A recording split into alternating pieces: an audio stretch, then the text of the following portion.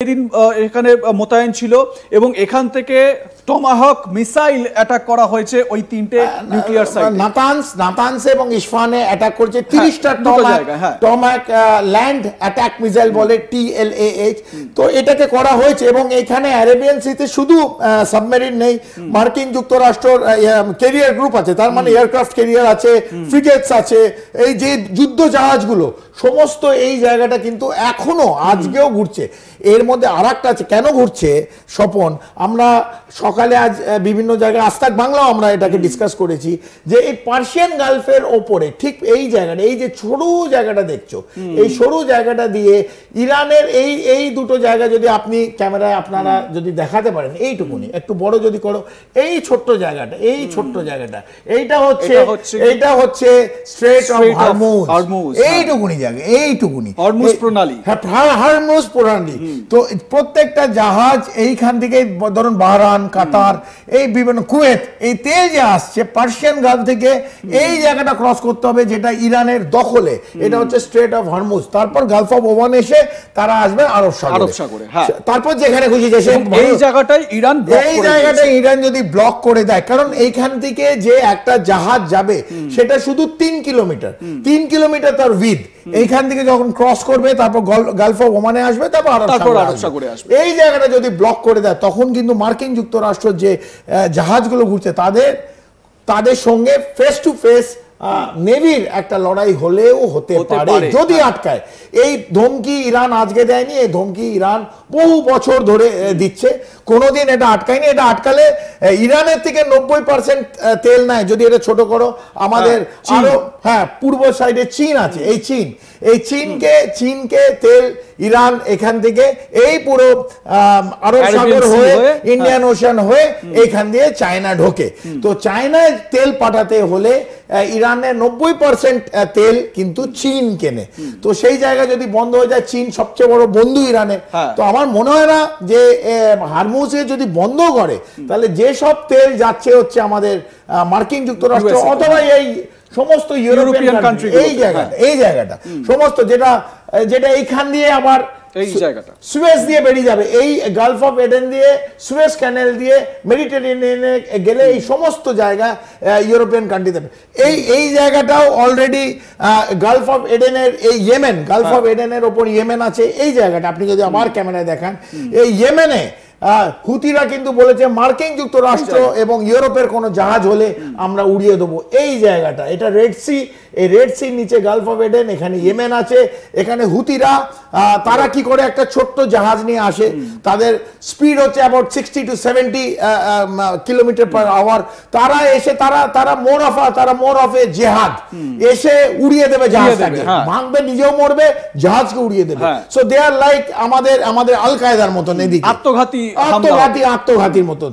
তো হুতিরাও এটা করতে পারে মার্কিন যুক্তরাষ্ট্র। তো মার্কিন যুক্তরাষ্ট্র যেটা করলো, যদি পশ্চাৎ করে তাদের জন্য কিন্তু খুব খারাপ দিন, কারণ যেটা দিয়ে আপনি শুরু করলেন স্বপন, 9/11 কিন্তু আর একটা হতে পারে। এই হুতি, হিজবুল্লাহ, হামাস, এই কেউ গিয়ে একদমই, যেখানে অ্যাসেট আছে, যেখানে মার্কিন যুক্তরাষ্ট্রের অ্যাসেট আছে, যেখানে মার্কিন যুক্তরাষ্ট্রের এমবাসি আছে, যেখানে অথবা ইউনাইটেড স্টেটস এর মাটিতে গিয়ে তারা আরেকটা কোনো এই জঙ্গি হানা দিতে পারে। একদমই। এবং এই জায়গা থেকে কর্নেল চৌধুরী আমাদের এই বিশ্লেষণটায় আসতে হবে যে ইউএসএ তাদের এবারে প্ল্যানিং কি, এবং যে কথাটা আমরা আলোচনায় আসলাম যে ইউএসএর যে অ্যাসেটগুলো রাখা রয়েছে, যে বেসগুলো রাখা রয়েছে, সেইগুলোকে কিভাবে টার্গেট করলেও করতে পারে ইরান। ডোনাল্ড ট্রাম্প তিনি এরপরে কি করবেন, ইউএসএ এর পরের পদক্ষেপ কি হবে, কারণ ইরান স্পষ্ট করেছে যে ট্রাম্প এটা শুরু করেছেন, আমেরিকা এটা শুরু করেছে, আমরা এটাকে শেষ করব। কিভাবে শেষ করবে, যে আলোচনায় আগে হচ্ছিল যে মেনল্যান্ড আমেরিকায় কি কোনো একটা অ্যাটাক হতে পারে, সেটা হবে কি হবে না সেটা পরের বিষয়, সেটা সময়ই বলবে, কিন্তু আশঙ্কা একটা থেকেই যাচ্ছে, আশঙ্কা আরও থেকে যাচ্ছে। আমি কর্নেল চৌধুরীকে আবারও ডেকে নেব, কারণ এই আলোচনাটা খুব গুরুত্বপূর্ণ হতে চলেছে।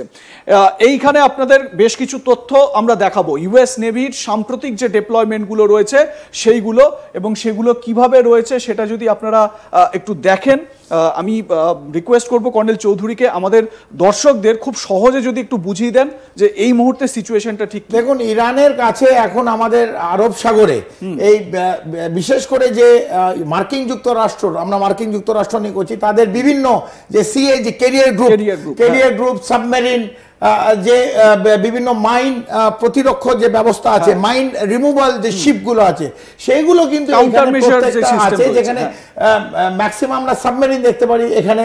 মানে এইগুলো কিন্তু এখন আরব সাগরের আশেপাশে, অথবা এই যে স্ট্রেট অফ হরমুজ যেটা আটকে দিতে পারে তাকে প্রতিরোধ করার জন্য, অথবা রেড সি, এই যেটা আমরা দেখালাম গালফ অফ এডেন, অথবা ইয়েমেনের নিচ দিয়ে যে রেড সি হয়ে সুয়েজ ক্যানেল হয়ে মেডিটেরিয়ান দিকে ইউরোপিয়ান কান্ট্রির দিকে যাবে, সেই জায়গাগুলোতে যদি কোনো আটকায়, তাহলে মার্কিন যুক্তরাষ্ট্রের এই যে নেভাল যে আরব সাগরের আশেপাশে ঘুরছে, তারা কিন্তু সঙ্গে সঙ্গে তার প্রতিরোধ করবে, এবং যা মানে প্রতিরক্ষার জন্য যা যা করা সেগুলো কিন্তু সেগুলোই করবে। এবং সব নজর কিন্তু এখন পশ্চিম এশিয়ার এই রিজিয়নটাকে কেন্দ্র করে রয়েছে।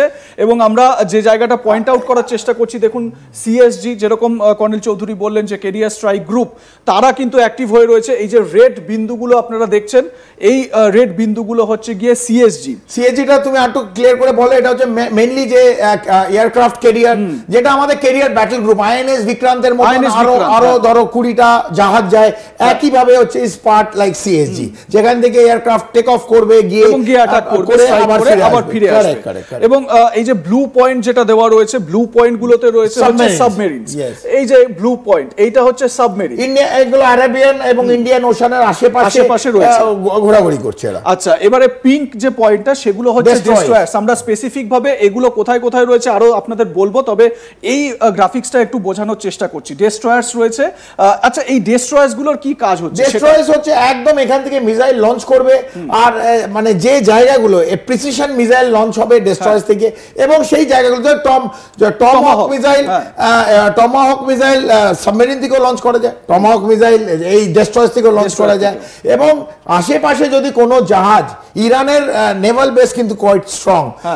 তারপর আমরা যেটা দেখলাম, এই যে হুইথি, এরা যদি ছোটখাটো বোট নিয়ে এসে ভেঙে দেওয়ার চেষ্টা, অ্যাটাক করার চেষ্টা করে, সেই সময় কিন্তু এই ডেস্ট্রয়ার্স গুলো কাজে আসবে, তাদের কিন্তু নিকেশ করবে এবং তাদের উড়িয়ে দেবে। এবং আরো একটা খুব ইম্পর্টেন্ট কর্নেল চৌধুরী, এখানে এই যে মাইন প্রতি আক্রমণ ব্যবস্থা, মানে মাইন কাউন্টার মেজার, যেটা এই জন্য করেছে, এই যে হরমুজ যেটা বললাম, স্ট্রেট অফ হরমুজ অথবা এইখানে গালফ অফ এডেন আর রেড সির মাঝখানে, এটা যদি কোনো সময় ব্লক করে দেয়, তাহলে এই স্ট্রেট অফ হরমুজ দিয়ে পৃথিবীর 20% তেল, 1/5 অফ অয়েল, ক্রুড অয়েল, অথবা লিকুইডিফাইড ন্যাচারাল গ্যাস এলএনজি, সব কিন্তু এখান থেকে পাস করে। সেই জায়গাটা যদি আটকে যায়, আর বিশেষ করে আমেরিকা, মার্কিন যুক্তরাষ্ট্র